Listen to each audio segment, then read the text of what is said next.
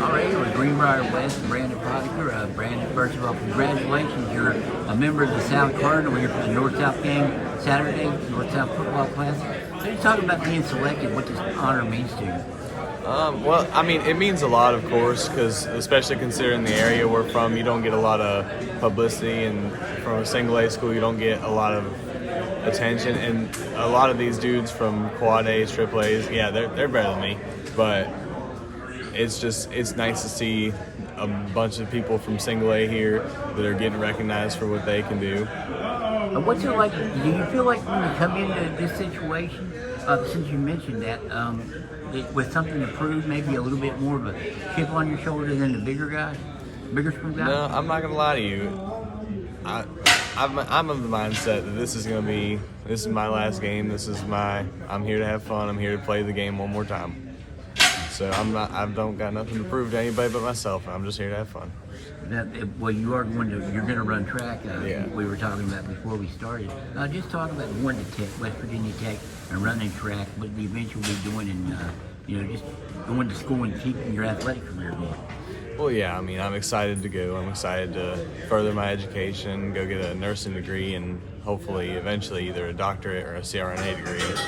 I'm excited to run Tech, keep in shape, run at Tech, keep myself in shape, and run through all the hurdles. I'm excited to see what they do, because we've talked to the coach, and he said a lot about branching us off in other events. So I'd like to see what we're going to end up doing. But you will be going with teammate Aiden. Yes. What's that going to be like? Just getting to go with him. You guys are both hurdlers, so. I mean, I definitely feel like it's going to help me to feel more at home there, comfortable, because ever since he came here, we've been running track together, so it's just going to feel natural, I feel like. Right, he moved in. I forget where he said he moved in from, but you guys, did you become immediate friends? Yeah, he came here from Elkins in 8th grade, and he came to the first football practice, and we started talking. We've been friends since. Our sisters were friends before that, so that kind of helps a little bit, I guess. But so you guys kind of knew of each other? No, I had no idea who he was, but okay. My sister knew who he was. You guys had some great seasons. The undefeated season, I would say, stood out because it was that. But is there something else in your career that was more of a highlight for you? I would imagine playing the state championship game is big. But... Yeah, I mean, honestly, if you ask me about memories from football, they're all going to be from junior year, because that year was just the most fun I've ever had in sport. That first James Monroe game we played is definitely my favorite memory. Hey, that was you guys, I think, you lost to them twice the year before. You were able to turn the table and beat them twice, and then make the state championship game. That whole run, what was that like with community and everything else? I mean, because it seemed like even in the news, Greenbrier West football, for that month, was at the top of the list. I mean, they're telling you about all the numbers, like, what they say, how many people watched that semifinal James Monroe game? 30,000? That's insane. And especially for me, so earlier in the season we played trail, I think it was like week 8 or 9, and I tore my labrum in my shoulder. And if it weren't for, community driving us, my teammates pushing me, I probably would have been like, all right, I'm injured, I'm out for the year. But because of those guys, because of the support we get, it's real easy to say I'm gonna play through it for these guys. How did you get the just the moxie to come back and play through an injury like that? Well, was it because you've done so well and you didn't want to miss the reward at the end? That, and it's a whole lot of when I was talking to Rusty, I shouted these two out, Ethan Holiday and Jacob Witt. I'm not gonna say what they said, but Well, if it's Holiday, I could probably kind of get it together. You can put it together, but you don't be a weenie on that. Yeah, nope. I know what you mean. If you're hurting, you go and play. Well, and that's something that he did. Did you guys follow his mentality? Do you feel like you can set that bar? It'll be in your track career going forward, but is that the kind of bar after he left that you tried to set for the team? Well, that's me and Ford. one of our linemen, we talk a lot about football and how, like, especially considering what we were expecting of our senior year and how we were a little bit disappointed with it, but what we could have done to change that. And we talk a lot about how we didn't really prepare to be the ones that have that attitude. Like, we kind of fed off of it, and then when they left, we were like, all right, well, what do we do now? Because we're not up in your face screaming, we're just sitting back. But yet that was the most fun you've ever had. Yes, that was. And I think did you not lead the team or one of the leaders on the team in tackles that year? I was 8 behind Holiday. I think he had 125 and I had 117.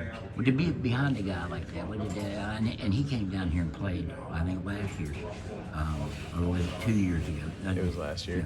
I'm obviously not mad about being behind Holiday. I mean, he was a better linebacker than I am, and I loved playing with him because if you're on his team, then you're his family, and that's how it was. It was just a great experience to be able to play with him and the guys like him.